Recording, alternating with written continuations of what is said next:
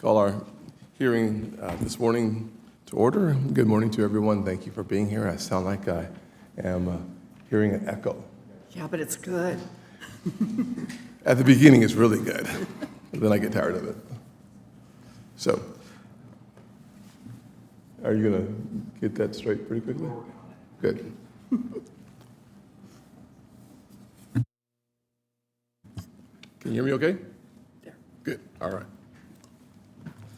I want to begin by welcoming each of our nominees and thanking you for your willingness to serve. Public service is never easy, especially at a time when Democrats seem more focused on political games and shut down theatrics than on governing through regular order. As a matter of fact, four of you have one thing in common that will stop you from getting nearly a single Democrat vote. You were nominated by Donald J. Trump, plain and simple. Not your qualifications, not your amazing stories, not your strong commitment to our country. One thing stands in the way of getting maybe any votes on the left. Even though, frankly, Travis, you, I think, went through unanimous consent last time, basically. Times have changed since you've been here. But I thank you for your willingness to continue to serve. I'm using your microphone because mine's broken. Each of you has stepped forward at a critical moment for our country, and I appreciate your commitment to serving the American people. Today's hearing is about more than confirming individuals to important posts. It's about making sure that the institutions that drive our economy, bolster our housing market, and grow our global footprint are effective and focused on expanding opportunity for hardworking families across this remarkable nation. The agencies represented here today touch the daily lives of Americans in ways that often go unseen but are deeply felt. From the homes we buy, to the money we use, to jobs supported by American exports. Mr. Gormley and Mr. Cassidy, your leadership at Ginnie Mae and FHA will be central to ensuring that our housing finance system remains stable, fair, and accessible. Millions of families dream of owning a home. I know we did. And that dream must be rooted in sound policy that protects both borrowers and taxpayers. I'm hopeful that under your guidance, these agencies will continue to strengthen access to affordable housing while maintaining the fiscal responsibility that working families expect. Acting Chairman Hill, your role at the FDIC is equally critical. The Deposit Insurance Fund is one of the bedrocks of confidence in our banking system. Safeguarding that fund and the trust of millions of depositors requires good judgment and accountability.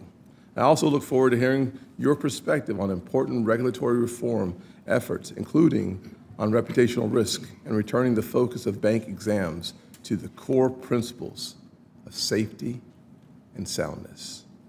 Mr. Hollis, as Director of the U.S. Mint, you will oversee an institution fundamental to the integrity of our currency. Americans trust that when they hold a dollar, it represents strength and stability. Maintaining that confidence is essential to our economic leadership at home and, frankly, abroad. Together, these nominees represent an opportunity to restore trust in government institutions and to deliver results that improve people's everyday lives. At the heart of this committee's work is a simple but powerful principle. Every family deserves a fair shot at building a better life. That means sound markets, fair rules, and leadership that puts people, not politics, first. I look forward to working with my colleagues to move these nominations forward so that these nominees can get to work on behalf of the American people. Thank you all for being with us today, and I look forward to your testimony. Ranking Member. Thank you, Mr. Chairman. So let's take stock of where we are today. The federal government has been shut down for 30 days because of President Trump's refusal to negotiate so that millions of families do not lose their health care. As a candidate for president, Donald Trump promised to lower costs for American families on day one. It is now day 283. The price of groceries is up, the price of utilities is up, the price of housing is up, and Republicans are now pushing the price of health care through the stratosphere. We should be focusing on rising costs for American families, but instead, we're meeting today to consider another slate of President Trump's nominees who I fear will do nothing more than rubber stamp Trump's agenda. My concerns are not political. My concerns are substantive. Mr. Gormley and Mr. Cassidy have been nominated to lead critical parts of the nation's housing finance system. At a time when the Trump administration is proposing to upend the housing finance market, we need mortgage regulators who are committed to the best interests of American homebuyers. But in their current positions at these agencies, these two nominees have advanced policies that increase costs and dismantle protections for American families. Mr. Hollis has been nominated to lead the Mint at a time when the president is cosplaying king and seeking to put his face on a $1 coin. I have questions about these nominees' willingness to follow the law, and I will have extensive questions for the record for each of them. I also have a very serious concern about Mr. Hill. Mr. Hill, who has served as acting chairman of the FDIC since January, has now been nominated to a full term. The job of the FDIC chair is to ensure the safety and soundness of the banking system, and Mr. Hill has done nothing but relax oversight of the giant banks, and we all know where that leads. It puts taxpayers, the economy, and the financial system at risk. I also have questions about Mr. Hill's commitment to improving the FDIC workplace culture. In 2023, public reporting shed light on serious allegations of longstanding sexual harassment, discrimination, and other misconduct at the FDIC spanning decades. An outside review validated many of these problems. When the former FDIC chair, Marty Gruenberg, first appeared in front of this committee last year, I was clear that it was his responsibility to fix this and called on him to implement all of the independent review's recommendations. Now, that is the responsibility of Mr. Hill. Mr. Hill was a senior FDIC executive from 2019 to 2022, serving under Chairman Jelena McWilliams prior to her sudden resignation amidst a Department of Justice inquiry. According to public records, this was a time when the toxic culture flourished. But there is no record, none at all, of Mr. Hill or Chairman McWilliams addressing these pervasive issues before they came to light in 2023. Now, in 2024, under the Biden administration, the FDIC board initiated a series of efforts to improve the agency's culture, including establishing a new Office of Professional Conduct. The board, including Mr. Hill, was very active in monitoring the transformation efforts. Mr. Hill, at that time, called it a top priority of the board. But Mr. Hill has said little on this issue after becoming acting chair of the FDIC. And the FDIC has yet to respond to my requests for information. I expect answers to these important questions before we vote on your nomination. The public deserves to know what progress has been made to improve FDIC's culture and whether your interest in doing so is genuine or only exists as part of an effort to stymie the agency's work when there's a Democrat as president. Now, there was supposed to be a fifth nominee in front of us today, Mr. Bryce McFerrin, President Trump's nominee to be Ex-Im's first vice president and the vice chair of its board. He withdrew his nomination to be Ex-Im's first vice president and the vice chair of its board after I raised concerns about his ties to a UK-sanctioned Russian company. But let me be very clear. Withdrawing the nomination is not enough. Mr. McFerrin should resign from his current position at Ex-Im. He simply should not be there. Thank you, Mr. Chairman. I yield back. Thank you, Ranking Member. Before we go to the witnesses with their 5-minute comments, the Chairman of the Finance Committee, Mike Crapo, has responsibility on the floor as well. So I'm going to give you 2 minutes to make an opening statement. All right, thank you very much, Mr. Chairman, and I appreciate you breaking with the process here to allow me to do this. I do have to get back to the floor. Mr. Chairman, it's my honor to be here today because Travis Hill, one of President Trump's nominee today to serve as chair of the Federal Deposit Insurance Corporation, worked for me, for this banking committee, when I was the chair of the committee, and did outstanding work in developing legislation that has been significantly critical for our banking industry. And when he went to the FDIC, gave great advice and support. And contrary to what the ranking member's comments were about him, he has been a strong, powerful leader in the banking and in the FDIC world for years and has provided solid legislative leadership and now solid regulatory leadership. He's been at the FDIC since 2018, where he served as deputy to the chairman for policy and senior advisor to the chairman. In these roles, he advised Chair Yelena McWilliams on regulatory and policy initiatives, including implementation of the Economic Growth Act of 2018. In 2023, he was sworn in as the vice chairman after being confirmed unanimously by the Senate. He provided steady leadership as the agency faced challenges relating to the failure of Silicon Valley Bank and revelations of workplace misconduct. Beyond his professional qualifications, Travis is well-liked and respected by his colleagues. He has the experience and demeanor to continue driving change at the agency. President Trump made an excellent choice in selecting him for this position, and I look forward to supporting his nomination. Thank you, Chairman Crapo. I will now swear in the nominees. If you'll please stand, rise, and raise your right hand.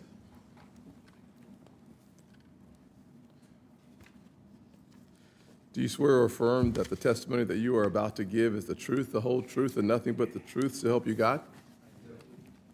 Do you agree to appear and testify before any duly constituted committee of the Senate? You may sit down. Your written statements will be made part of the record in their entirety. Please keep your oral comments to 5 minutes. Mr. Gormley, you are now recognized. Thank you, Chairman Scott, Ranking Member Warren, and distinguished members of this committee. I'm honored and grateful to be President Trump's nominee to lead Ginnie Mae and Secretary Turner for his continued support and leadership. I would also like to thank my family and friends, many of whom are in attendance today, for their love and support. I deeply appreciate it. The Government National Mortgage Association, or Ginnie Mae, plays a unique and critical role in the United States housing finance system by guaranteeing the timely payment of principal and interest on mortgage-backed securities, or MBS. These MBS are made up of federally insured or guaranteed loans, such as those from the Federal Housing Administration, VA Loan Guarantee Program, USDA's Rural Housing Service, and HUD's Office of Public and Indian Housing. The Ginnie Mae guarantee, backed by the full faith and credit of the United States, protects investors from credit risk and provides the confidence to attract global capital, which enables affordable home ownership and rental opportunities. Overseeing a portfolio of approximately $2.8 trillion in MBS, the President of Ginnie Mae provides leadership in executing the organization's mission, overseeing policy development, risk management, and operations to support stability and efficiency in the secondary mortgage market. The President of Ginnie Mae also plays a key role in outreach across the housing finance system, including with government agencies, MBS investors, Ginnie Mae issuers, and other important stakeholders.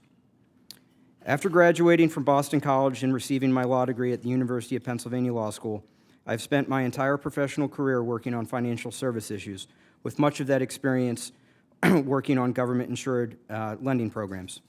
I currently serve as the Executive Vice President and Chief Operating Officer of Ginnie Mae, where I'm responsible for the day-to-day operations of that organization.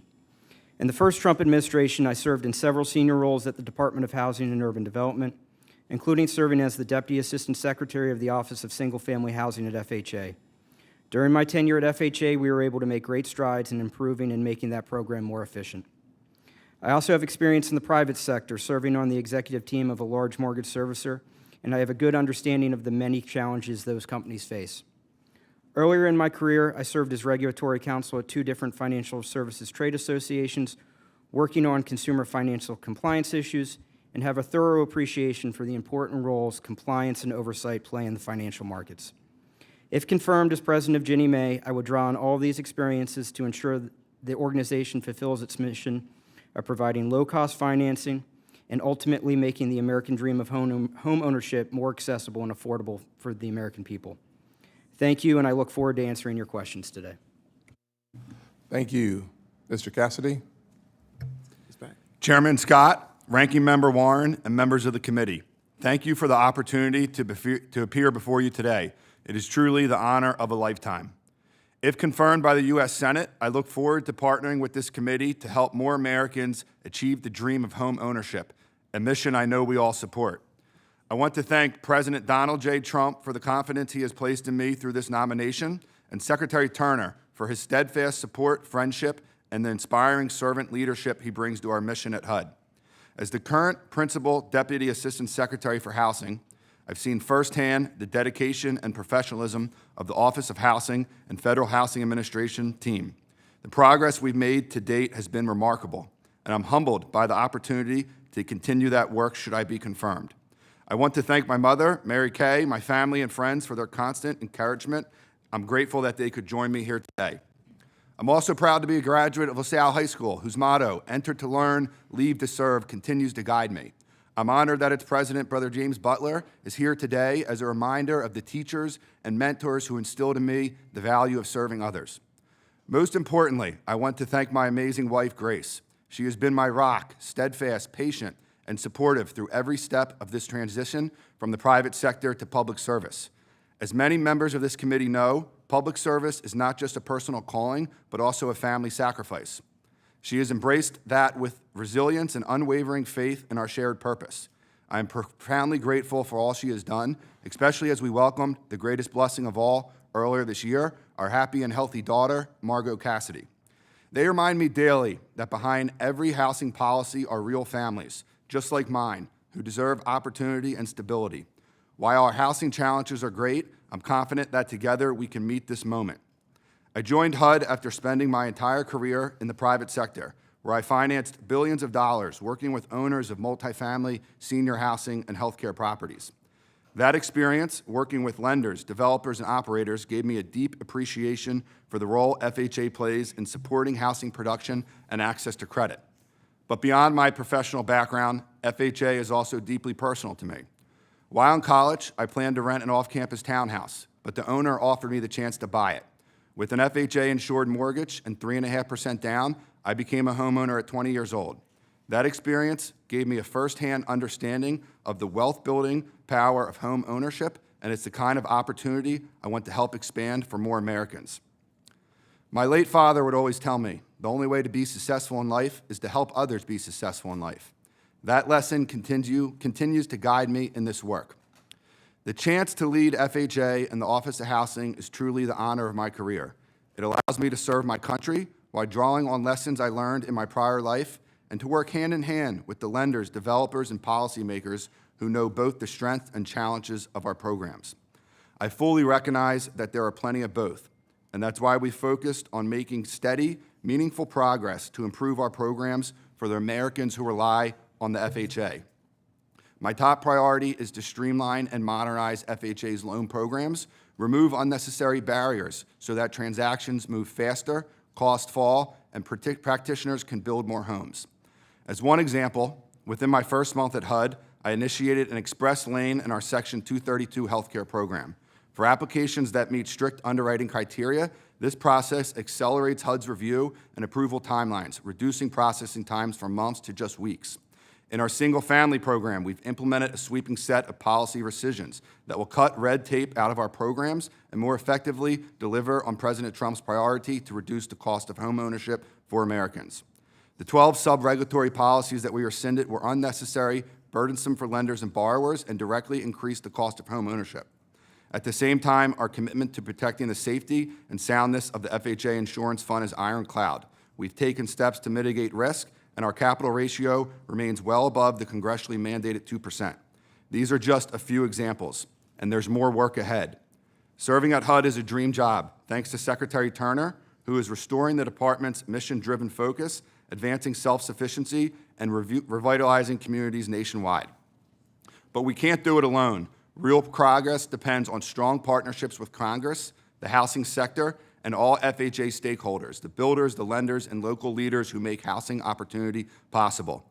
I applaud this committee's bipartisan work on housing policy and your continued engagement with HUD. Together, we can expand opportunity and help more Americans achieve the dream of home ownership. Thank you, Chairman Scott, Ranking Member Warren, and members of the committee. I look forward to your questions. Thank you, Mr. Cassidy. Mr. Hollis. Thank you, Mr. Chairman. Chairman Scott, Ranking Member Warren, and distinguished members of the committee, it is an honor to appear before you today as you consider my nomination to serve as the Director of the United States Mint. I'd first like to thank President Trump for this opportunity to serve our nation, and I would also like to thank Secretary Bessent for his confidence in me. I'm also grateful to the members and the staff of this committee who have taken the time to meet with me. I appreciate these opportunities to discuss your priorities, and if confirmed, I look forward to working together. I'd also like to thank my family. My daughter, Bree, is here with me. She is in her senior year at the University of Alabama, where she is a straight A student. She's never made a B in her entire life. Also, my son, Zachary, is here with me. He's also a straight A student, and last month he was elected student body vice president. I'm also joined by my two brothers as well as friends and associates. One of my earliest and most vivid memories dates back to when I was just 7 years old. My grandmother had given me a coin that she'd saved during the Great Depression. That small gesture left a lasting impression that quietly steered the course of my life. Today, I keep that coin that she gave me nearly half a century ago as a tribute to her. I've kept the coin in my pocket at every important milestone in my life. And of course, it is here with me today, along with the catalog of coins that I made when I was only 8 years old. Our nation's coinage is far more than just metal. Our coins encapsulate America's history. Every coin carries with it a thoughtfully crafted design that is rooted in our shared heritage. As a child, I was drawn to these links between our past and our present. While my classmates would give oral reports on Babe Ruth and Amelia Earhart, I would speak about David Rittenhouse, the first director of the United States Mint back in 1792. From an early age, coins were never just money to me. They were tangible links to our nation's history. That childhood passion grew into a lifelong pursuit. Over the past 30 years, I've built a respected career in numismatics. I've served 14 years in public office. I've published a book on the history of United States coinage. And I've continued to share the educational power of our coins with audiences nationwide. My public service includes 12 years as a state representative in the Louisiana State Legislature, and I was elected in 2023 as one of 8 elected members of the Louisiana State Board of Education. These roles have sharpened my ability to unify diverse voices, navigate complex systems, and to deliver results within tight guidelines and timelines. As my background illustrates, I have spent a lifetime preparing for the role of Director of the United States Mint. Throughout my career, I have demonstrated the ability to build coalitions and also to inspire trust. I'll bring this same energy, optimism, and leadership style to this next chapter. If confirmed, I'm committed to guiding the United States Mint, a multifaceted organization with responsibilities spanning production, design, law enforcement, marketing, and much more, and to also strive for additional efficiencies. If confirmed, I will work diligently so that I can return to Congress in the future and share an annual report that delivers a significant transfer to Treasury. As we approach America's 250th anniversary, it is vital that we have a passionate ambassador for both our circulating coinage as well as our commemorative issues. My passion and experience that spans many decades has equipped me to energize audiences, share the captivating stories behind our coinage, and to promote new designs with enthusiasm and vision. If confirmed, I am confident that I can lead the United States Mint through this exciting and vital time in our nation's history. With decades of public service and a lifelong devotion to numismatics, I'm ready to bring my leadership to an institution as iconic and essential as the United States Mint. My journey has led me to this role, and if confirmed, I'll be truly honored to serve. Thank you again for your time today, and I look forward to answering your questions. Thank you, sir. Mr. Hill. Thank you. Thank you, Chairman Scott, Ranking Member Warren, and members of the committee. It is a tremendous honor to have been nominated by President Trump to serve as Chairman of the Board of Directors of the Federal Deposit Insurance Corporation and to appear before you today. Joining me this morning are my wife, Lauren, and children, Wesley and Whitney, while my son, Wade, is busy at preschool. I am also joined by my parents, John and Nicole, who are visiting from New York. I am continually grateful for all their support over the years. I have served as acting chairman of the FDIC for the past 9 months. During this time, we have been hard at work to improve many aspects of our regulatory and supervisory approach across a number of different areas, while continuing to fulfill our core mission of promoting the safety and soundness of banks and the stability of the banking system.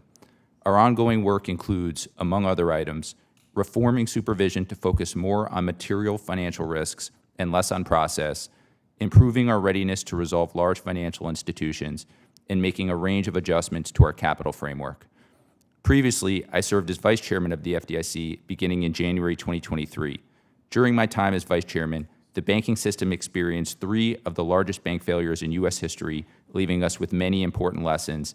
The FDIC considered several significant rulemakings, and the FDIC began efforts to remediate deep-seated workforce culture issues, which remains a key priority for the agency today. From 2018 to 2022, I served as an advisor to FDIC Chairman Yelena McWilliams and as her deputy for policy.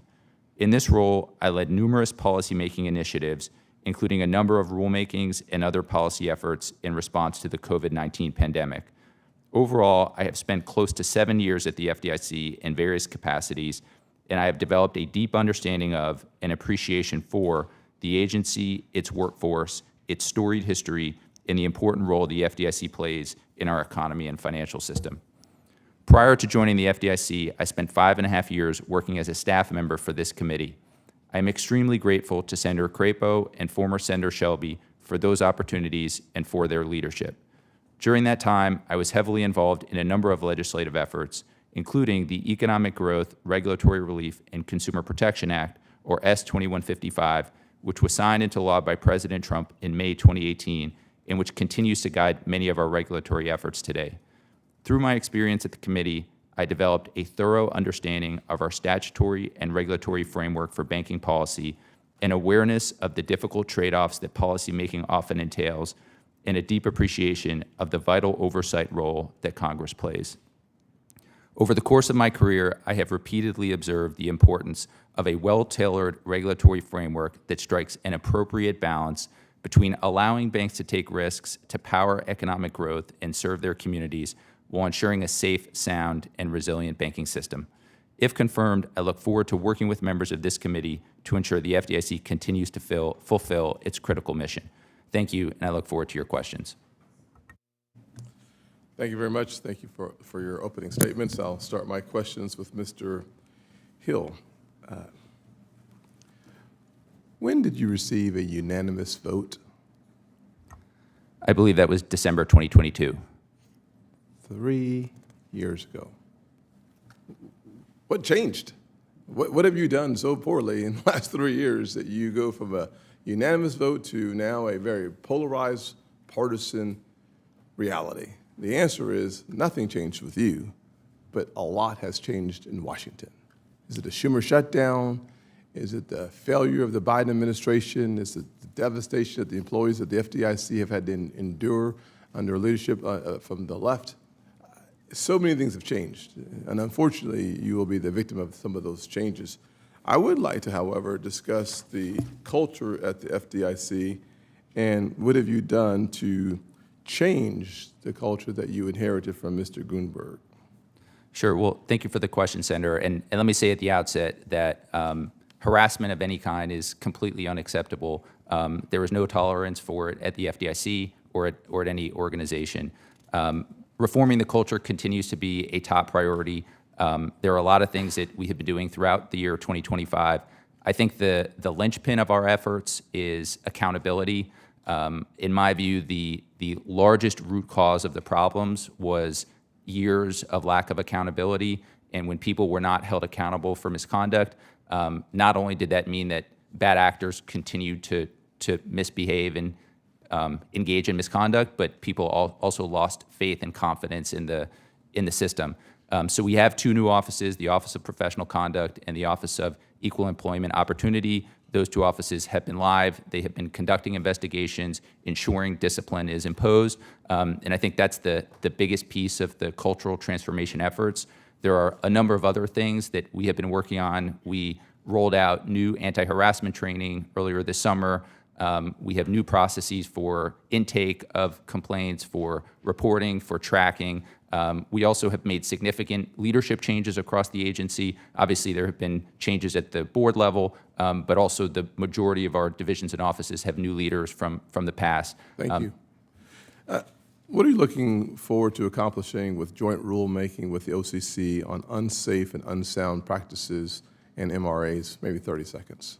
Sure. So the core goal there is to shift the focus of supervision so it is focused on core material financial risks rather than process. I think SVB is a great example of a case where the bank had all sorts of financial problems, but the supervisory criticisms were all focused on process. And so I think the fundamental goal there is to reorient supervision so it's focused on the fundamental financial risks that matter most. Thank you. Mr. Cassidy, you said something that I thought was really encouraging, surprising, and frankly sad for today's homeowners. You became a homeowner at 20 years old, 3.5% down. That's pretty exciting. Wonderful, actually. My mother became a homeowner at 38 years old. And today, once again, 38 years old is the average first-time home buyer. The ranking member and I have worked a lot on the issue of home ownership. I'd love to hear from you how you're going to work with this committee, private sector, and the housing stakeholders nationwide to frankly expand access to affordable housing. About 30 to 45 seconds. Senator Scott, thank you very much for that question. As you mentioned, I personally benefited from the FHA, was fortunate enough to enter home ownership at a relatively young age. But for many Americans, that is out of reach. Yes. Housing is too expensive. And I am focused at HUD's Office of Housing and the FHA, working with our partners, lenders, homeowners to streamline these programs, to make them more efficient, to make them less costly.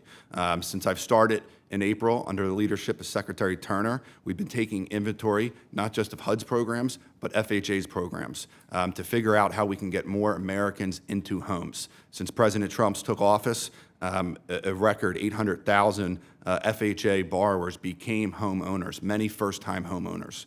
FHA serves a $1.5 trillion single-family portfolio, and it's really taking inventory of each FHA program, working with lenders, working with partners, working with the boots on the ground to make these programs more efficient.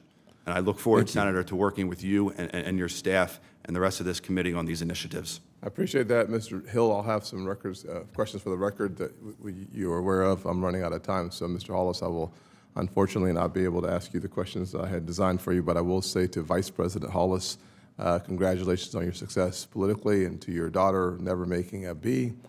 I'm sure she's going to graduate cum laude. I graduated thank you laude, and so I'll look forward to her success as well. Vice President Hollis. I wasn't talking to the dude at the counter. I was talking to the son who won the vice presidential race for student government.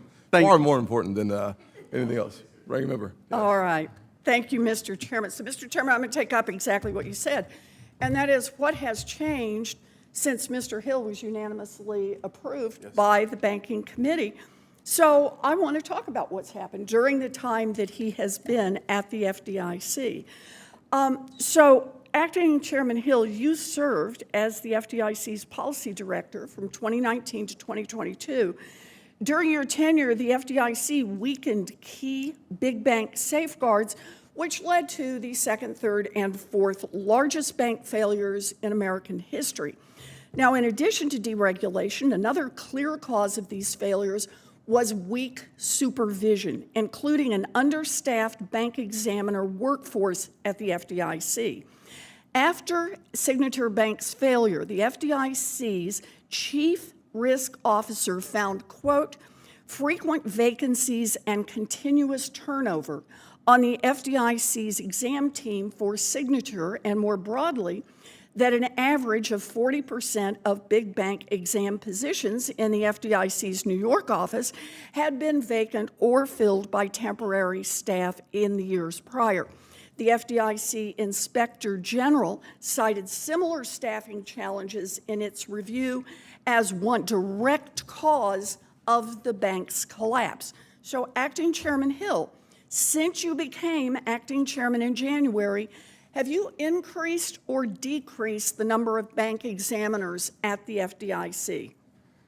Senator, I would disagree with a number of the comments that you made there. I don't think it's true. Well, I'm that it- not, look, I'm just quoting the FDIC's own Inspector General that makes an independent Yeah. So, evaluation here. So have you increased or decreased the number of bank examiners? so as part of our workforce reduction plan that we did earlier this year, we went through a very thoughtful process and we evaluated what the proper number. I'm not asking you for your process. Yeah. Have you increased it or So, decreased? so with respect to safety and soundness examiners, that was an area where we generally preserved. So we did not make any affirmative cuts. Did through you the- increase or decrease the number of exam officers? Yeah, so the total number of examiners, we made small decreases on the safety and soundness side, and that was essentially eliminating Okay, so the certain answer is vacancies. decreased. In addition to that, in January, you rescinded at least 200 job offers to bank examiners. Then you reportedly cut the FDIC workforce by 20%, roughly 1,250 positions, in response to DOGE. Now, you refused to provide this committee with a breakdown of the staff reductions when my office requested them last April. So you don't get to come in here now and say, oh, I didn't cut any of the people you would care about. If you weren't cutting any of the people I cared about, you should have told me that last April. Look, you're not just cutting exam staff. That's bad enough. But you're also weakening the regulatory safeguards again. You recently supported a proposal that would reduce the capital cushions at megabanks by 27%, or $200 billion, and reduce their capacity to lend to businesses and households by over $2.5 trillion. Don't take my word for it. Former FDIC Chair Sheila Bair and Vice Chair Tom Honig, both Republicans, said this rule would, quote, make bank failures and risk of bailouts more likely, increasing risk to the Deposit Insurance Fund, as well as the banks and U.S. taxpayers who back it. Acting Chairman Hill, do you agree with the former Republican chair and Republican vice chair of the FDIC that this Wall Street giveaway would decrease lending to Main Street and increase the risk of bank failures, bailouts, and ultimately losses to the Deposit Insurance Fund? I would strongly disagree with that. The capital impact and in aggregate at the parent company is less than 2%. The intent behind it is to return the leverage ratio This is to a a backstop. 27% reduction. That's Even not if- at the parent company. Even if the FDIC admitted that the rule could increase these risks, buried deep in the proposal of the agency, it says, quote, a reduction in required capital increases the size and likelihood of losses, shifting from shareholders to creditors, that means depositors, and the Deposit Insurance Fund in the event of a failure. Such losses may lead to additional spillovers and costs, end quote.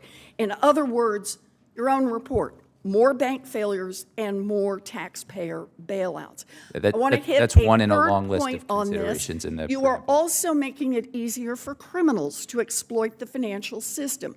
Recent reporting has revealed how the biggest banks helped enable Jeffrey Epstein's crimes, It wasn't until Epstein was arrested in 2019 that J.P. Morgan finally reported nearly 5,000, overtime suspicious transactions. I will do a question for the record to understand how you are taking away the tool to investigate the other Jeffrey Epsteins out there.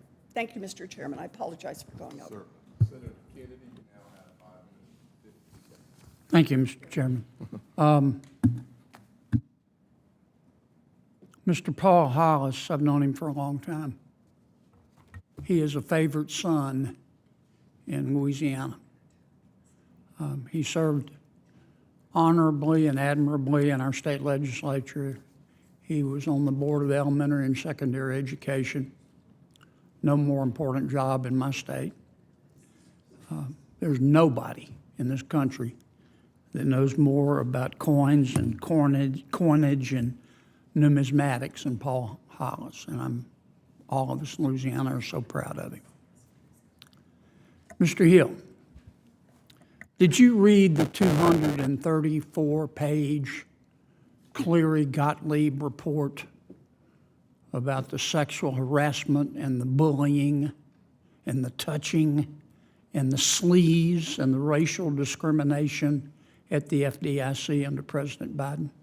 I did, Senator. I'm going to clean up the language here because we've got kids here.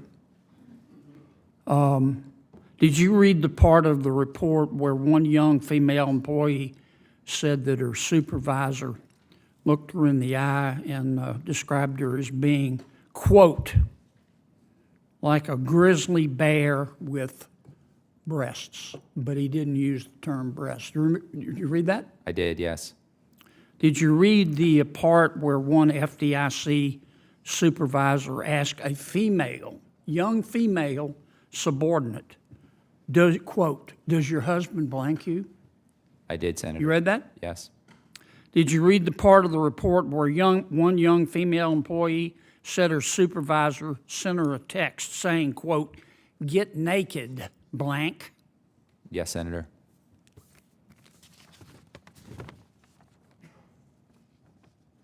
Did you read the part of the report where one female employee said that her supervisor at the FDIC, been there for years, sent her a picture of his private parts?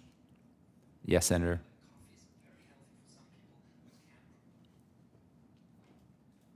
Now look, I could go on all day. And you know what I've heard back? I've talked about this for a long time. You know what I've heard back from the FDIC? Nothing. Zero. Zilch. Nada. I haven't heard from you. Last time I checked, 97 employees at your agency, if you're confirmed, reported repeated instances of sexual assault, sexual advances, and unwanted touching.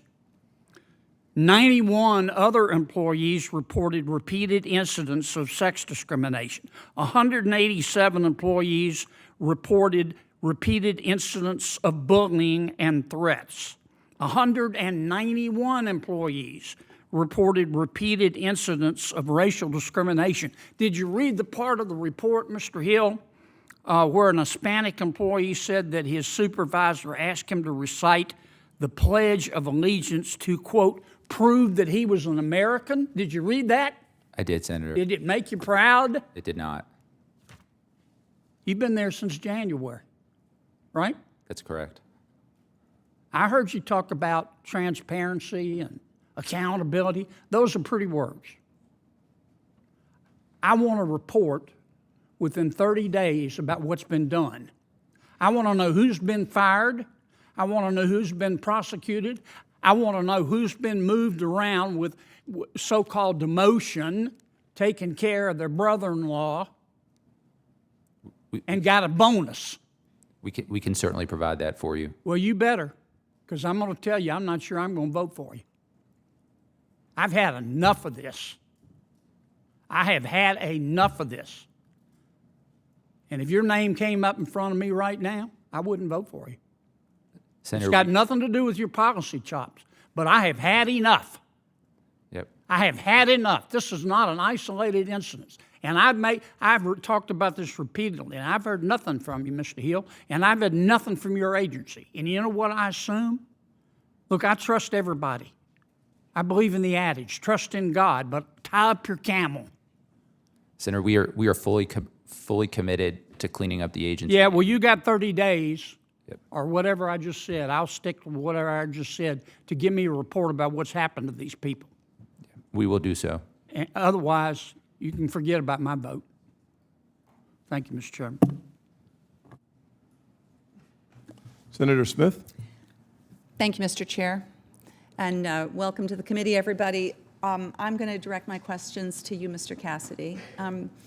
I appreciate how both the chair and ranking member talked about the importance of home ownership, and I'm really proud of the bipartisan work that we've done on this committee to address some of the underlying systemic challenges around home ownership. So, Mr. Cassidy, this is what I want to talk about. You know, yesterday, in fact, I was talking to a group of young folks in my office who were telling me how the idea that they're like in their late 20s, the idea that they'd be able to own their own home just seems almost unreachable, completely out of reach. And in fact, that is the case in this country. This is a bipartisan failure, I would say. And one of the things that we know through evidence is that the attaining home ownership can really be supported and advanced by housing counseling. We know that this works. It's really, really important for first-time home buyers. It's extremely valuable for folks who are, buying their first home and maybe their parents didn't own their own home. Housing counseling is really helpful in making sure people understand, like, what's affordable, how do they go about it. And so my first question is, earlier this month, the Trump administration terminated, as I understand it, 400 employees at HUD, and this had a huge impact on the Office of Housing Counseling, severely reducing the available support for first-time home buyers and low-income home buyers. So I want to ask you about that. Can you tell us what this is about, and how does these kinds of RIFs or layoffs or whatever you want to call it actually support our, what I hope would be shared goal towards expanding access to home ownership? Senator Smith, thank you very much for that question. As you wisely noted, the average age of home ownership has gone from mid-20s to 38, and enough. We are focused on putting more Americans in homes and using the programs within HUD's Office of Housing and the FHA. You referenced housing counseling. As you know, those reduction in force are currently under litigation, so I'm unable to discuss the exact details on that topic. I do look forward to discussing with you when the time is right. What I can say is that under the leadership of Secretary Turner, we are working across not just HUD, but particularly the FHA, to take inventory of FHA's loan programs to make our programs more efficient for the homeowners that we serve. But I'm sorry to interrupt, but I only have two minutes. And so, okay, so you won't talk to me about how many folks have been RIFed or what the level of folks are that are in this job, but I mean, would you acknowledge that this housing counseling has helped over 850,000 households get access to home ownership? I mean, Senator, housing counseling plays an important role. Since the beginning of the year, under the Trump administration, we've had 800,000 new homeowners utilize FHA loan programs, many of which are first-time homeowners. But did you not zero out wasn't your recommendation to zero out the budget for housing counseling? Senator, we are focused on working with states, localities, local nonprofits who understand the issues within their community. But doesn't housing counseling already work with those nonprofits? I mean, the partnership between the HUD, Housing Counseling Service and nonprofits is important, but are you suggesting that it should all be just outsourced to nonprofits and that they can do it all? Because I don't think that's what I think. Senator, housing is very much a local issue. We believe that local leaders on the ground, nonprofits, understand the issues that work in their jurisdictions. So are you- That's what we are focused on. So does that mean that you think that HUD shouldn't have a role here, that housing counseling services that HUD has provided are useless and shouldn't be done? HUD does serve a very important role. Office of Housing Counseling will continue our statutory requirements, and we Right. are focused on Congress has working. passed laws about this. Absolutely. And we are focused on working with states, localities, boots on the ground, local nonprofits that understand their housing issues, and that work will continue. Well, it's hard for me to, Mr. Chair, I'll yield back, but it's hard for me to understand how the Housing Counseling Office at HUD can continue to do good work if there's nobody there to do the work, and when you're proposing to zero out the budget. So it seems like it might be a figment of people's imagination that it would, the work would actually continue. And I would just point out that since, Congress has, Congress has supported home counseling, I think it is completely inappropriate for HUD to just say, for the Trump HUD department to say, no, we're not going to do it anymore. Senator- Thank you, Mr. Yes, ma'am. Senator Tillis? Thank you, Mr. Chair. Congratulations to everyone. I hope I have time to get to your questions. If not, I'll submit them for the record. I want to start with Mr. Hill. Actually, I do want to start with Mr. Cassidy. I'm going to be supporting your nomination. I hope to ask you a question about HUD, but it's in part because I think you've got the right skills for the job, but in part because you showed good judgment by hiring one of my staff who's back in the back of the room right now, I think. So thank you for being here today. Mr. Hill, on a serious note, I'd like for you to take a minute. I don't think Senator Kennedy gave you much opportunity to do anything but answer yes/no questions. The FDIC, you were here, you were walking these halls when they politicized the FDIC. They forced McWilliams out. Just think about Chopra. Think about all the horrible things that are, I think in some cases, still there in the agency that need to be cleaned up. But if you'd like to take a few minutes to provide a more fulsome response to Senator Kennedy's questions, I'd like to grant you that time. Sure. Well, thank you, Senator. So as I mentioned in response to the chairman earlier, we are doing a long list of things to ensure that we are seeing the cultural transformation through. Harassment is totally unacceptable in any form at the FDIC or any place else. The linchpin of our efforts is really accountability and holding people who engage in misconduct accountable.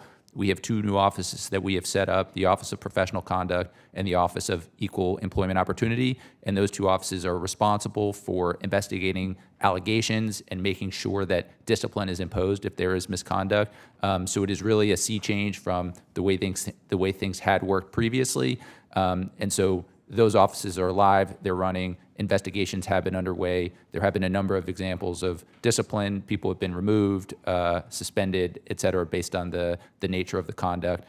There's a lot of other things like new training, new processes for intake, tracking, things like that. But I think accountability is really the biggest piece of it. Have you all started with any, because I do know that a lot of what's motivating Senator Kennedy is we were so frustrated for all the violations that were occurring in plain sight that I view you as part of the solution, not a part of the problem. But have you began any sort of environmental or sensing surveys or sensing sessions with staff to see if we're already beginning to move in the right direction? And just give me a little bit more feedback on that before I try and ask you a policy question or two. Sure. So I have done a series of town halls throughout the year. I have raised issues related to culture in many of those. I've had many conversations, both in large groups and in individual groups. We are working on doing a corporate-wide survey. I think we're still working on what the timing of that is going to be, but the intent would be that that's something that we do on a recurring basis to make sure we're getting the pulse of where the organization is. Does the FDIC have a code of conduct? We do. I'd like for, just for the record, if you could send that along to me. I'm kind of curious. I've had a code of conduct in my office since I had one staff in the state legislature, and I have it up here. And it'd be interesting to see whether or not that is something else across the whole of government that we need to review and make every staff attest to every year. And if they violate it, they should be gone by the day the sun sets. Absolutely. Happy to share that. Thank you. Today, I released a draft of Ensuring Fair Access to Banking Act. It's legislation that seeks to end both financial institution-related and regulator-initiated instances of politicized debanking. Can you give me an example of how previous regulators have weaponized the examination process and politicized debanking? There's a lot of them, so pick the best.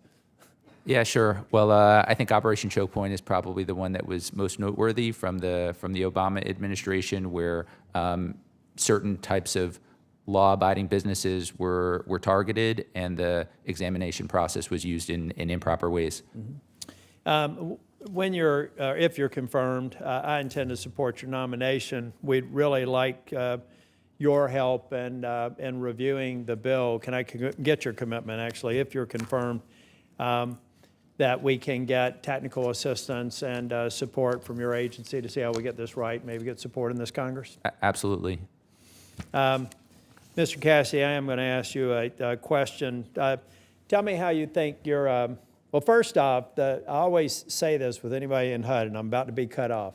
So I'll submit it for the record. But the first thing I hope you will list as a priority is looking at all the regulatory impediments that people are begging for every day that increase the cost of affordable housing and dig the hole that we'll never get ourselves out of until we recognize it is a critical component of delivering on affordable housing. And if you could submit a response to the record, I'd appreciate it. Mr. Van Hollen. Absolutely. Thank you, Mr. Chairman.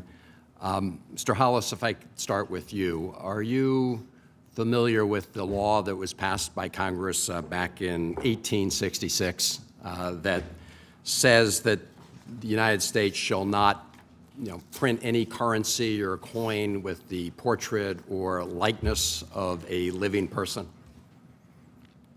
Senator, thank you for the question, and I do have vague familiarity with what you reference.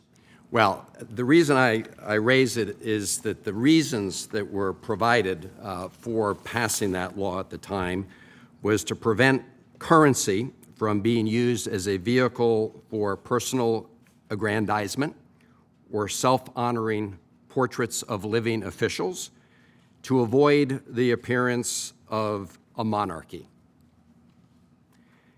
Another reason was to preserve the dignity, neutrality, and non-political character of U.S. currency by avoiding living figures who might be controversial, subject to change, or still actively involved in public life. President Trump is still actively involved in public life, is he not? Yes, Senator, he is. Are you aware of the reports that surfaced earlier this month that the Treasury Department and the Mint was talking about making a coin, a $1 commemorative coin with the likeness of Donald Trump? Senator, while I'm not at the Mint currently, I have just in social media passages of seen links to articles, so I do also have vague familiarity with what you're referencing. Yeah, I thought I saw a social media post by someone at the Department of Treasury confirming the truth of this report. Did you see that? No, Senator, I didn't see that. Okay. Well, if true, it would be clearly in violation of this provision of law. Do you agree? Senator, I will assure you that just in my 30 years as a professional numismatist, with my 14 years in elected office being professional and high integrity, if confirmed, will bring that same sort of character to the Mint. And I will also share with you that I will always be in compliance of the law. Okay, so you won't participate in the minting of any coin in violation of the law. Do I have your assurance on that? Senator, I will absolutely consult with legal staff at the Mint, and you have my absolute assurance that I will always be 100% compliance of the law. Yes. Because reportedly on one side of the coin is Donald Trump's likeness, on the other is fight, fight, fight, which of course is exactly what is on the meme coin that the president has used to help enrich himself in office. Every time that meme coin there's a transaction, he and the Trump family profit from it. And would you agree it's inappropriate to print a coin for public use with fight, fight, fight on it when that mirrors exactly the Trump meme coin slogan? Senator, while I appreciate the question, when it comes to opinions on something like that, I tend to be more ears than mouth, and so before I share with you my opinion, I would want it to be more informed than it currently is, but I will assure you that I will speak with all the appropriate people before making an important decision, if confirmed, for the United Well, States. it doesn't seem like coincidence, obviously, that the fight, fight, fight slogan is on the coin that Donald Trump, the meme coin that he is selling and his family's selling for profit, and what is proposed on this other coin. It seems very clear that it's outrageous. It's illegal to put the president's likeness on an official coin, and it's even more outrageous that it corresponds to the coin, the meme coin that the president is profiting off of. That seems to me to be clear on its face. Let me ask you about a currency that we have been working for years to try to bring into existence, which is the Harriet Tubman $20 bill, something many of us have been involved in. If confirmed, would you ensure that the project stays on schedule while maintaining the highest standards for design and security? Senator, I appreciate the question, and I would refer you to those in the Bureau of Engraving and Printing when it comes to anything dealing with currency. As you're aware, the United States Mint only deals with our nation's coinage as well as our metals. Right. I appreciate that. You'll be in that ecosystem, so whatever you can do to help push that forward, I appreciate it. And finally, I will just say, Mr. Cassidy, I was listening to your back and forth with Senator Tina Smith, and I have to say many of us are extremely alarmed about the rifts that have been made at the Department of Housing. It does not make it more efficient. It will slow down, especially the FHA loan process. A federal judge recently said that these layoffs were done in, quote, political retribution because of the shutdown. That's really outrageous. And I hope you will go back and reconsider those actions. Thank you, Mr. Chairman. Yes, sir. Senator Moreno. Thank you, Mr. Chairman. And actually, I'd like to start where the chairman began this hearing about an hour ago, mostly speaking to the families here for a second. This is an enormous honor that your sons, that your husbands, that your fathers have been nominated to. And nothing that's said in this hearing will take away that honor. So leave here with a big smile on your face and know that they have accomplished an incredible thing to get through this door. And congratulations to all of you by being nominated by the President of the United States to serve. You're men of great integrity. You should be very proud of what you've achieved to date. Mr. Hill, let me start with you real quick on just some quick cleanup. The Wall Street Journal is the one that actually broke the story about what happened at the FDIC. Is that accurate? That is accurate. And that was in basically November of 2023. Does that sound about right? That's right. Prior to November of 2023, did any member of the committee that was in charge, my predecessor, Sherrod Brown, did he say a word about anything that was happening at the FDIC prior to the Wall Street Journal article?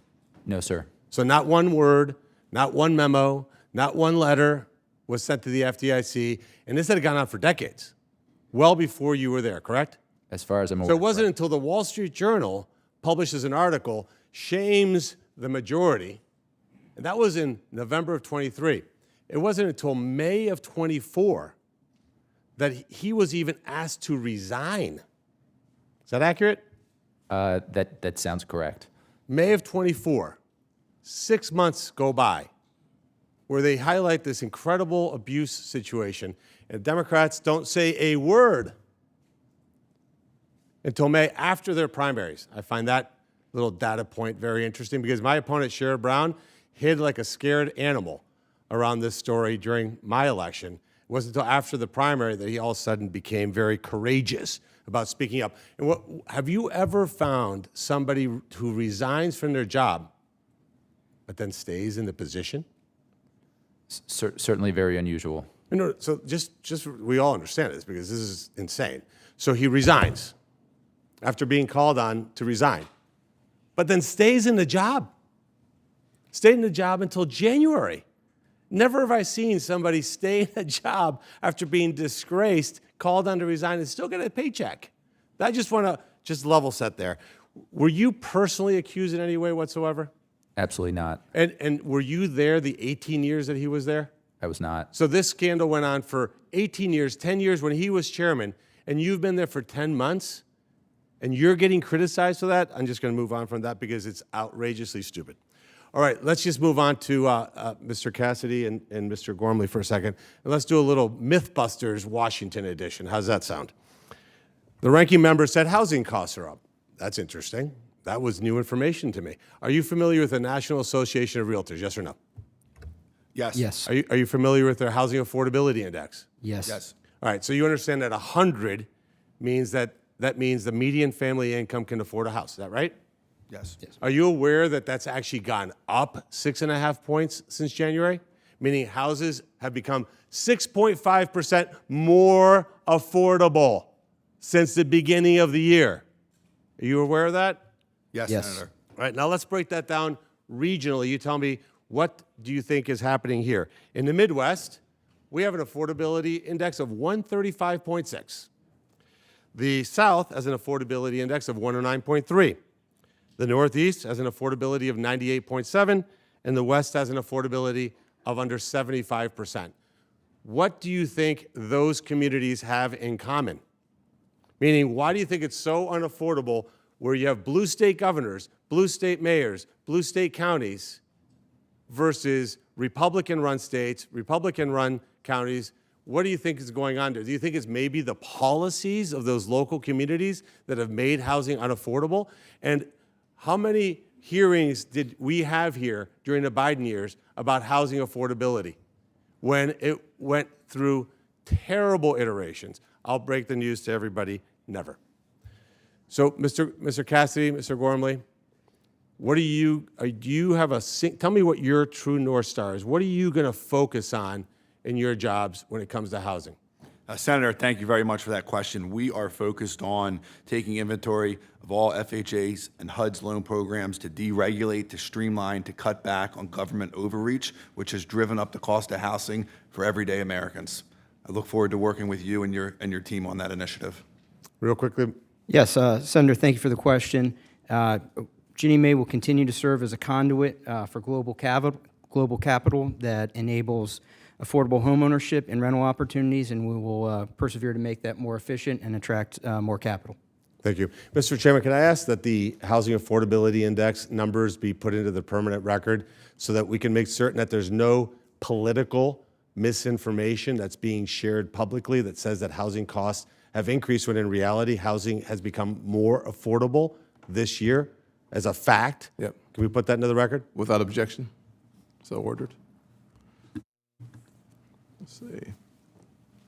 Senator Reed. Thank you very much, Mr. Chairman. And first, Mr. Hill, I have to recognize Wesley and commend him on his behavior. And then Whitney is here too, and commend her on her behavior. And Wade is, I know, watching from afar. But let me go ahead and open up a sort of a major set of issues, Ms. Hill.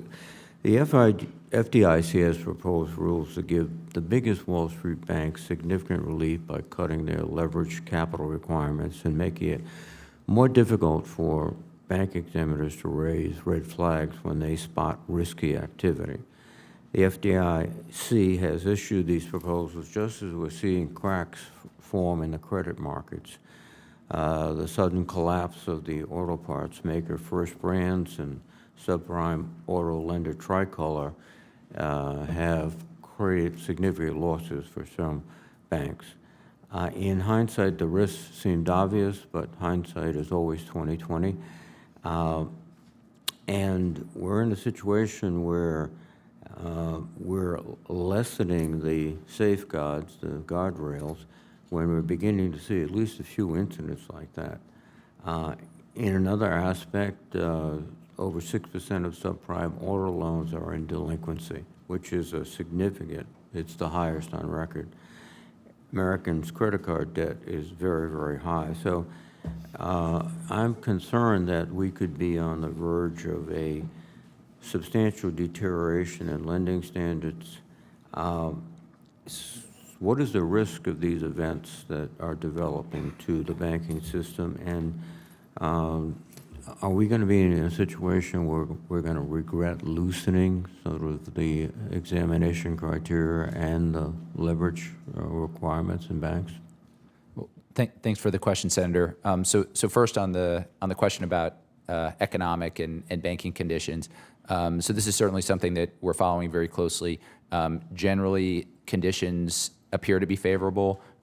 We have had strong GDP growth last quarter. Most of the metrics that we look at the banking industry still appear strong. We just made it through most of bank earnings season, and most banks exceeded expectations.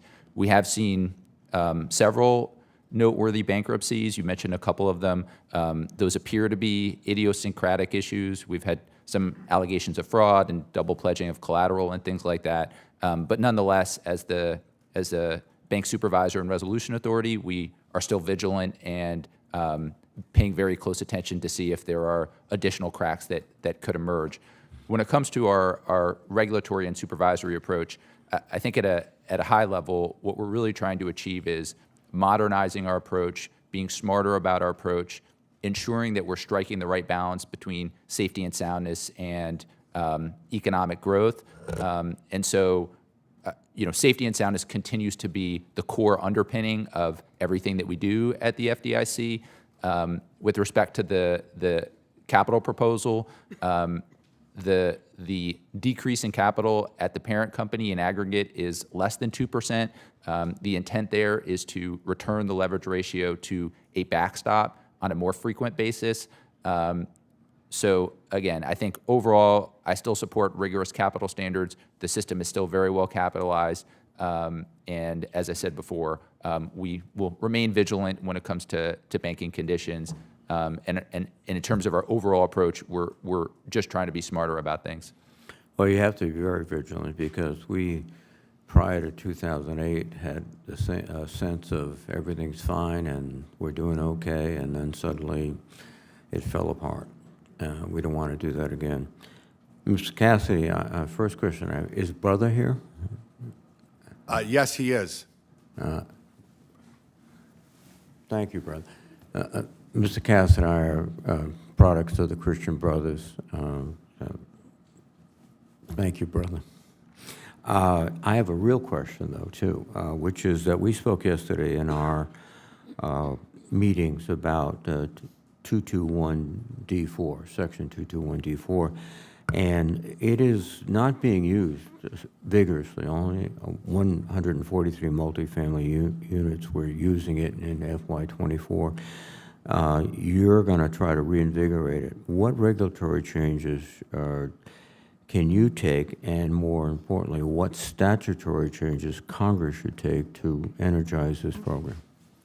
Senator, thank you very much for that question. It was great to meet with you in your office yesterday. I know we both share an understanding and a passion for the FHA 221D4 program, which offers some of the best construction financing available in the market. It's one of the few tools that the federal government has to actually bring more housing online. The problem is that it takes too long. These deals can take 12, 18 months to get finished. No loan should ever take that long, especially when you're dealing with 200 and 300 unit developments. Coming from the private sector, I've worked with these developers, and I understand that the enemy of a good deal is time. We are looking at taking inventory of that program, speeding up processing times so that we can deliver financing to create more units, not just in the state of Rhode Island, but across the country. Thank you, Mr. Cassidy. Well, I hate to cut you off, but we're running about a minute over. Thank you very much, Mr. Cassidy. Thanks, brother. Senator Hagerty.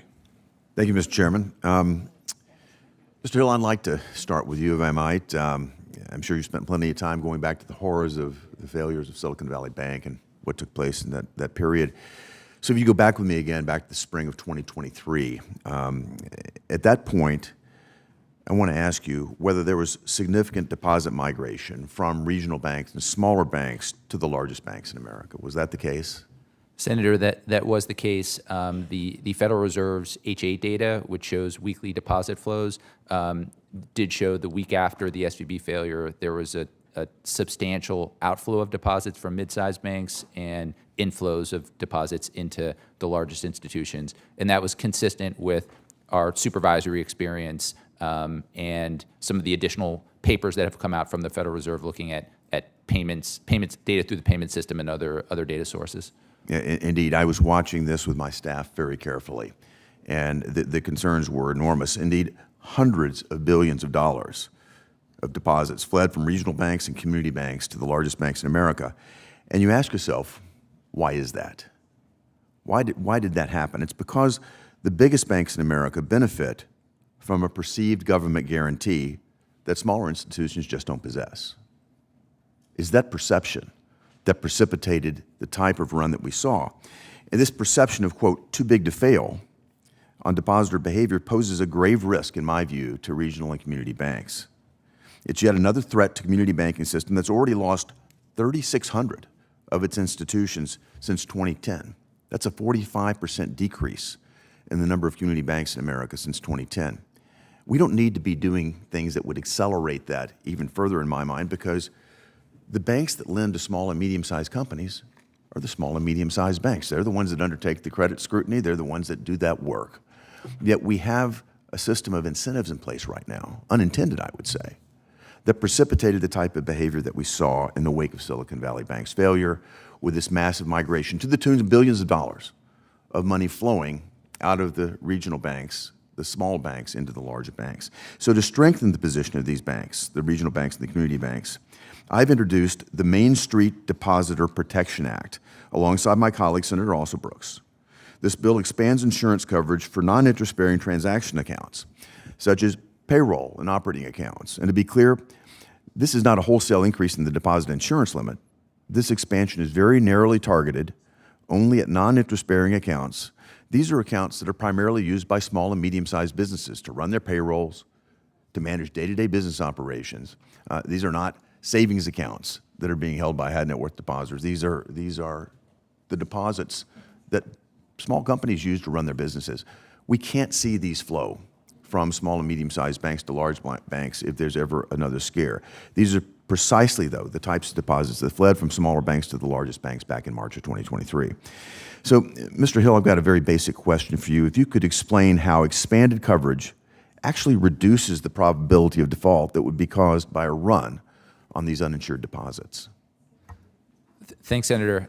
Well, one of the big benefits of deposit insurance from a public policy perspective is it takes away the incentive for those depositors to run. So all else equal, an expansion of deposit insurance would create a more stable funding base where there would be a reduced incentive for depositors to run. I think that's absolutely right. And I think for this reason, expanded coverage could actually lower FDIC resolution costs, because these sort of unnecessary bank failures that would result from a run won't happen because of the expanded coverage.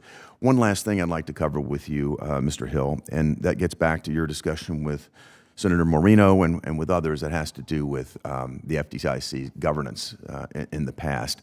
And I know there's been a lot of focus on the toxic culture, the environmental problems there. I think you're going to have a real challenge, should you be confirmed, to address all of that. But I've talked about this. I think you understand the management challenge there. There's another issue as well, and that's just basic competence.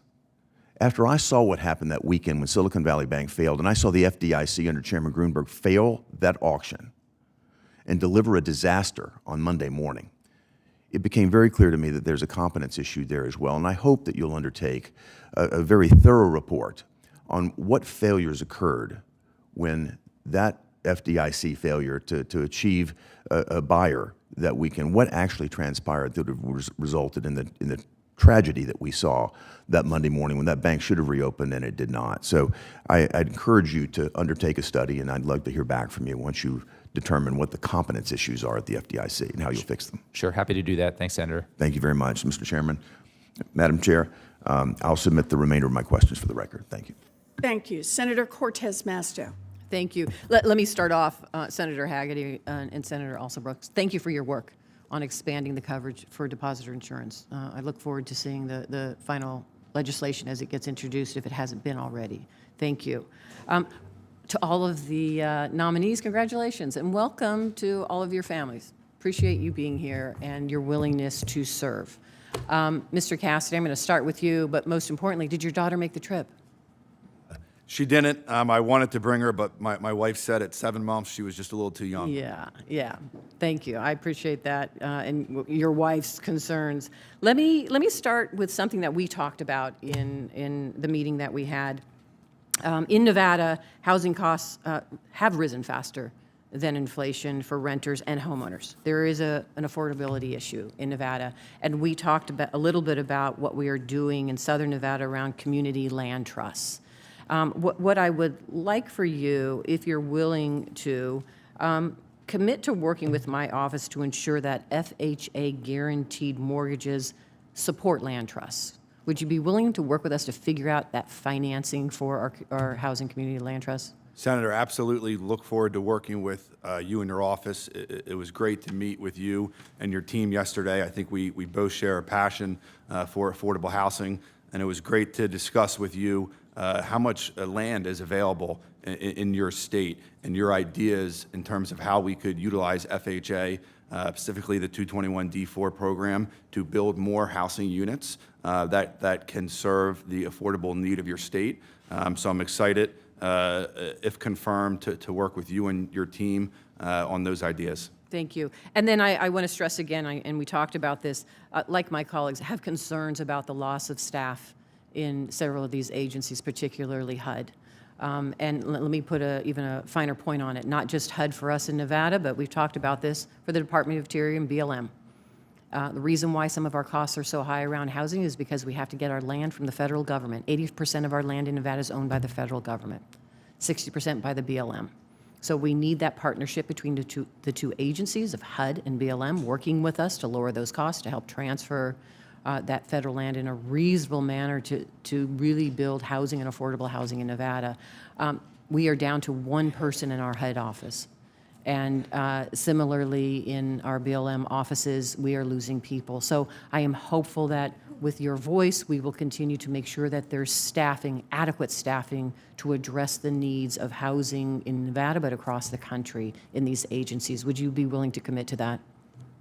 Thank you, Senator. I very much look forward to working with your team to create efficiencies at HUD, to take inventory of all of our programs with the goal of deregulating and streamlining so that we can better serve the Americans that rely on our services. Thank you. Thank you. Mr. Hollis, I don't have a question, but I just want to, for the record, just make sure that you are aware of this. I led, with one of my Republican colleagues, the bill that created both the American Women's Quarters and the semi-quincentennial coins for next year. And as the person who led the bill creating these celebratory coins in the Senate, it was never my intention that whoever was the current president in 2026 would be featured on a circulating dollar coin that year. My understanding is, and I know it's not your determination, it's the Secretary of the Treasury, my understanding is they're trying to utilize the legislation that I introduced to create that circulating dollar coin. It's not a commemorative coin, it's a circulating dollar coin. I hope your voice is utilized if you are appointed to oppose that. Please, go ahead. Senator, I appreciate the question, and I had mentioned earlier that if confirmed for the Director of the United States Mint, I will always seek legal counsel, and I am 100% committed to always following the law. Thank you. Thank you. Mr. Gormley, a term sheet for home equity conversion mortgage-backed securities 2.0 was published in November 2024. The HMBS 2.0 would resolve liquidity constraints and demonstrate Ginnie Mae's commitment to the reverse mortgage industry. The term sheet is now removed from Ginnie Mae's website. Do you, one, have any plans to implement the home equity conversion mortgage-backed securities 2.0?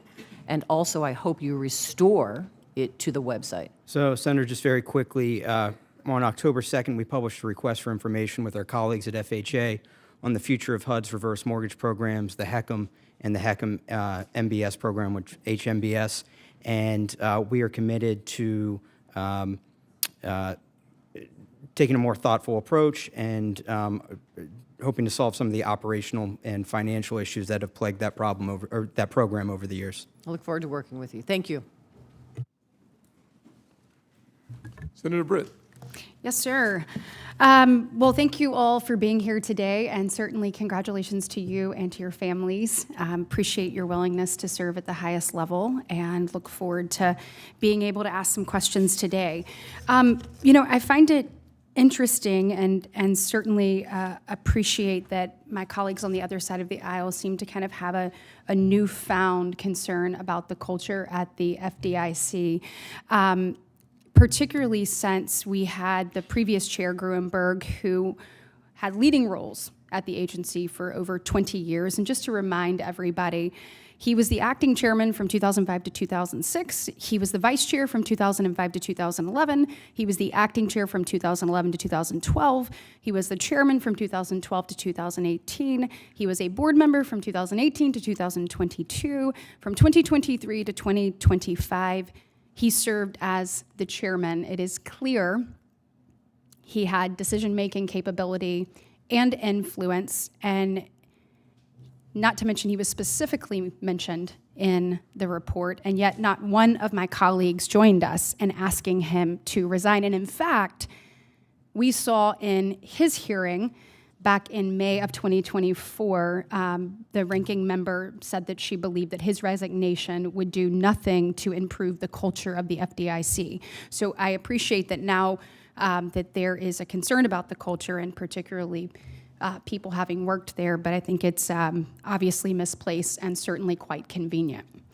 Mr. Hill, I appreciate you talking with me about this in depth yesterday, talking to me about who is no longer there, about the processes being put in place.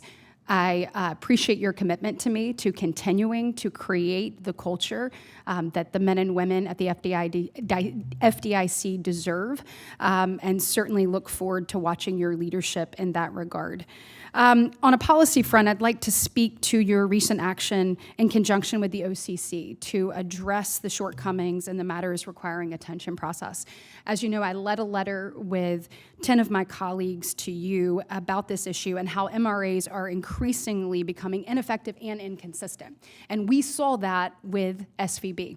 We saw that in what occurred days before and after that. If we're going to have mechanisms like this in place, they should be used intentionally to identify and resolve true financial stability risk, not to be used as a subjective supervisory tool or a check-the-box exercise. And so can you speak, Mr. Hill, to the MRA proposal you all issued, and generally to the FDIC's role in eliminating subjectivity and bringing integrity and accountability back to the federal bank supervision process?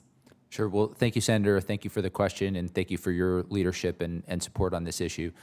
So the proposal that we issued with the OCC, that would address two of the key tools that bank supervisors use to identify weaknesses in institutions and require remediation, which are enforcement actions under Section 8 of the FDI Act and matters requiring attention.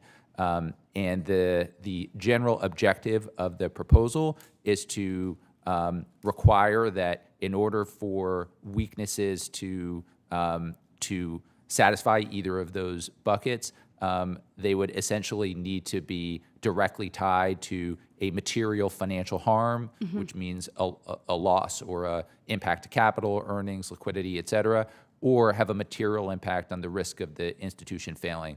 So the proposal would not prevent examiners from being able to take proactive steps, but the intent of it is to make sure that the things that we're criticizing are things that are truly safety and soundness concerns. And I think the example you mentioned of SVB is a great demonstration of the problem, where supervisors had identified a list of weaknesses. Most of those had nothing to do with the actual financial condition of the institution. The one criticism that was related to interest rate risk was focused on the process around the modeling rather than focused on the actual hole in the balance sheet. And so I think the objective, at least in my mind, is to try to shift that focus back towards the true financial risks and away from the process around how banks manage it. Look, and I only have just a few seconds left, but I do want to talk about the cumulative impact of regulation on the smallest banks and therefore small businesses and main streets across our country. I think far too long in the last administration, no one was looking at the cumulative impact. No one was looking at the trickle-down effect, whether that was Basel III or others. I just would like a commitment from you that you will take a look at the impact of the smallest banks and commit to actually looking at avenues to provide regulatory relief there so that we can allow people to achieve the American dream. Absolutely, fully committed to that, and that is that underpins a lot of the work that we're doing right now. Thank you. Mr. Warnock. Thank you very much, Mr. Chair. Welcome, everybody, to the hearing. Mr. Cassidy, you're nominated to run the Federal Housing Administration. Do you know the median age of first-time home buyers in this country? Senator, thank you for that question. It's great to see you today. Yes, the median age of first-time home buyers has increased from the mid-20s to now 38. We at the Office of Housing and the Federal Housing Administration really are focused on taking a hard look at that and encouraging more Americans to join home ownership.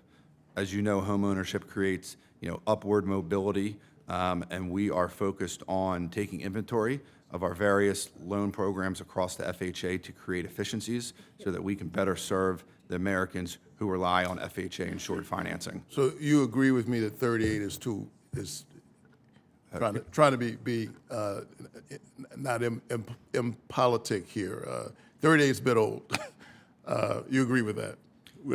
Absolutely, yes. I was fortunate to enter home ownership at a young age of 20, utilizing an FHA-insured loan, and it's that type of opportunity that we are focused on under the leadership of Secretary Turner to bring to more Americans across this country. And I look forward to working with you and your staff on those initiatives. Home ownership is indeed the American dream. I grew up in public housing, and I know how this can feel very evasive or elusive to a lot of families.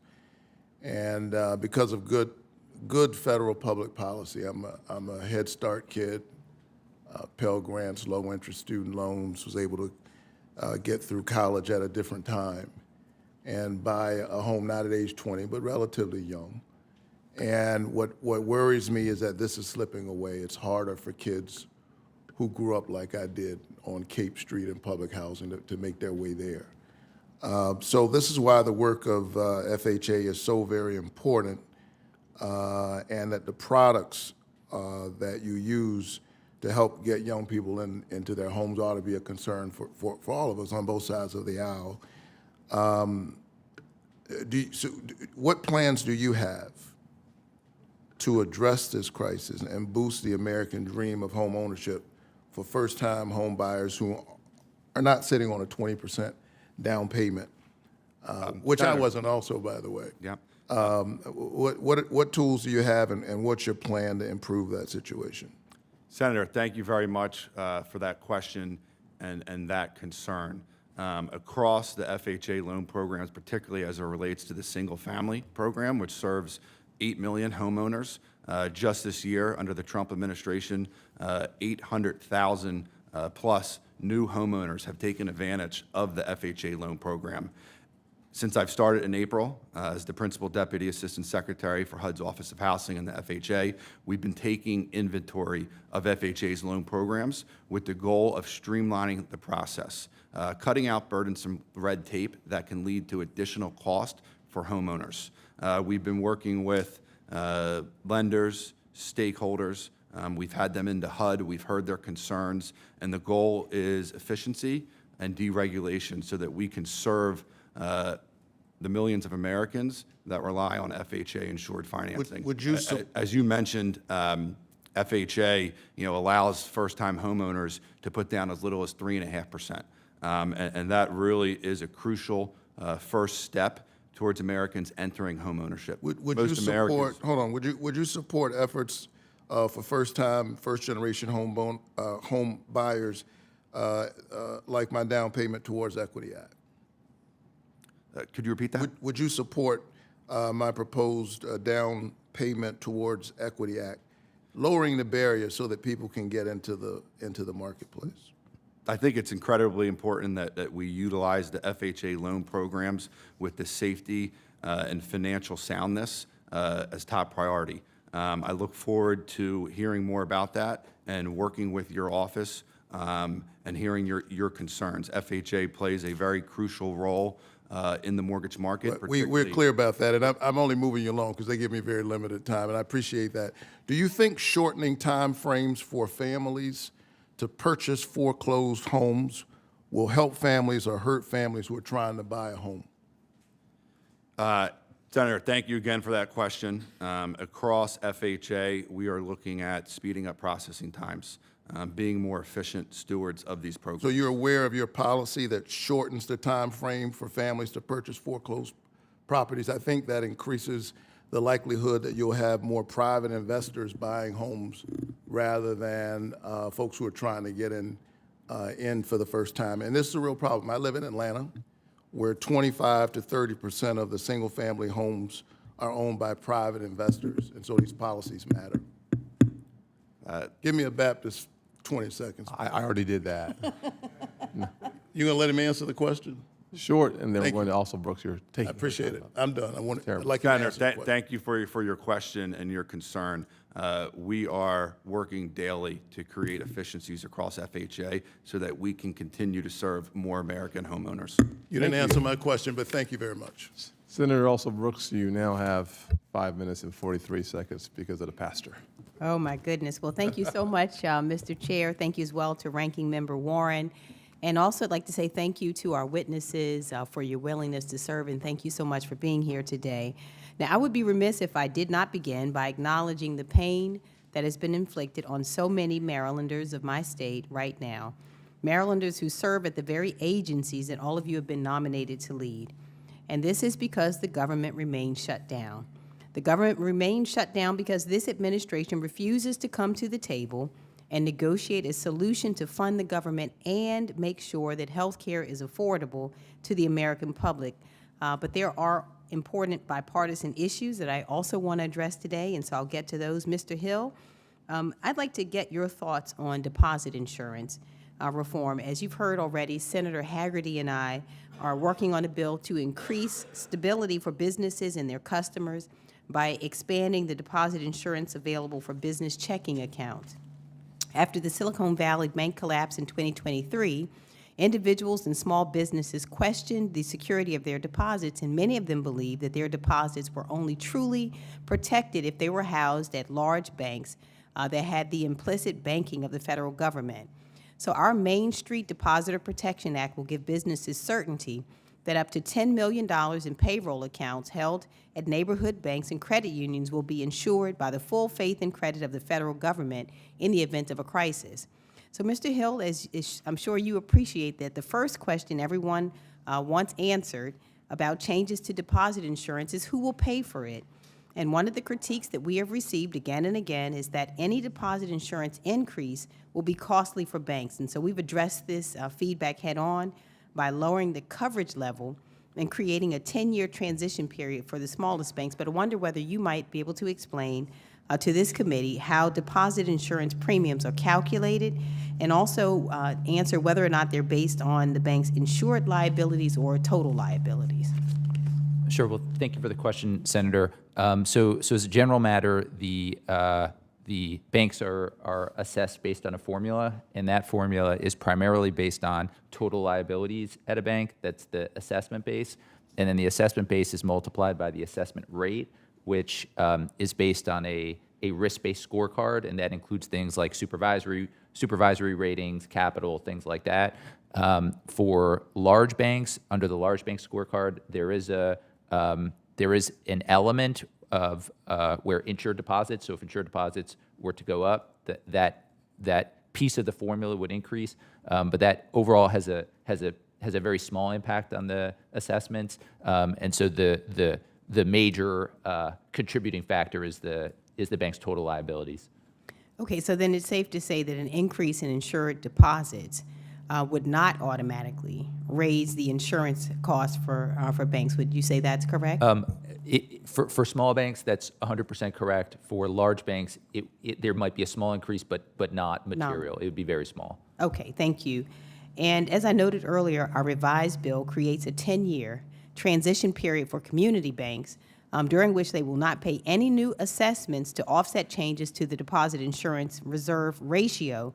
And as you know, crafting the right transition period is an art, not a science, and so we want to strike the right balance. So would you also expect to happen to deposit, would you just kind of tell us what would happen to deposit insurance assessments on community banks after that 10-year period? Thanks for the question. So there's a lot of uncertainty around any predictions that we might make in terms of the impact that the legislation would have. There's uncertainty first because we don't have data on how many uninsured deposits are above or below certain thresholds other than the 250,000. And then the other piece that we don't know is what kind of behavioral changes there might be in terms of funds moving from certain types of deposits to other types of deposits or certain institutions to others. Based on that all being said, based on the estimates that our staff has produced, it is at least possible that we would not need to raise assessments in response to the legislation. The expectation, again, based on estimates that are subject to significant uncertainty, the expectation would be that the reserve ratio over that 10-year period would grow at a much slower pace than it otherwise would, but it wouldn't decline. And if that's the case, I think there would be a justifiable argument not to raise assessments. I think there are a lot of considerations that go into how we might respond as the steward of the DIF.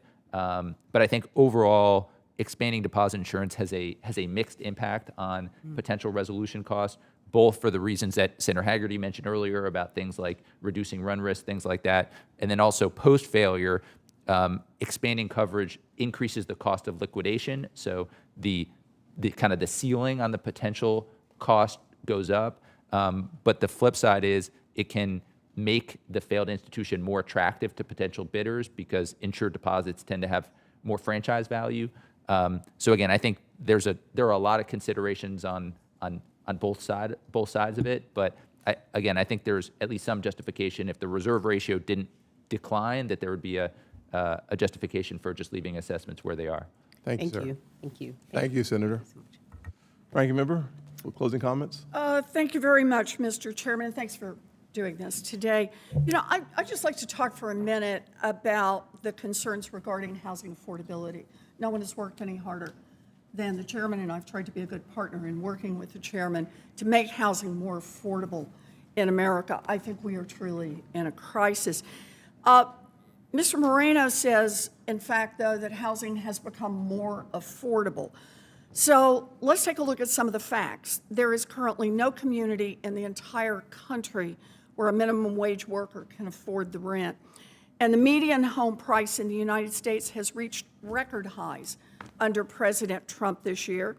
And Americans just can't afford to buy a home. In fact, the homeownership rate is already down nearly 1 percentage point compared with this same time last year. I think that most Americans would be really surprised to hear that Mr. Moreno thinks that housing is now more affordable. And I am very glad to have worked with Chairman Scott to pass the bipartisan Road to Housing Act out of the Senate and to make a meaningful effort to tackle housing supply and costs, and that we are working together to get this bill signed into law. Housing is not affordable, Mr. Moreno. We need to make it more affordable as a team. Well, thank you, Ranking Member. That concludes the question and answer portion of today's hearing. Before I go to my prepared remarks, I do want to comment on the Schumer shutdown. It continues not because this administration fails to do its job. Frankly, this administration is ready to reopen the government. Frankly, it is the President of the United States, Donald Trump, that has found a way to keep women, infant, and children, the WIC program, funded, albeit temporarily. It was the President of the United States that found a way to pay our troops, albeit temporarily. But because we remain in a shutdown, our law enforcement officers, one who's standing to your left, my left, your right now, goes unpaid. Every single officer in the United States Capitol goes unpaid. Our staff sitting behind us goes unpaid. Air traffic controllers today go unpaid. On Saturday, the SNAP benefits food security for 42 million Americans will cease. Not because the President of the United States refuses to do his job, it's because my friends to the left refuse to come back to the table and open this government. They did it 13 times under President Biden. They've done it not at all this term of President Trump. I'd like to thank our nominees for testifying before the committee today, and thank you for your willingness to serve our country. For senators, all follow-on questions for the record must be submitted by noon tomorrow. And for our witnesses, please respond by Monday, November the 3rd at 5 p.m. to the written questions you receive in order to facilitate this committee promptly processing these nominations. With that, this hearing is adjourned.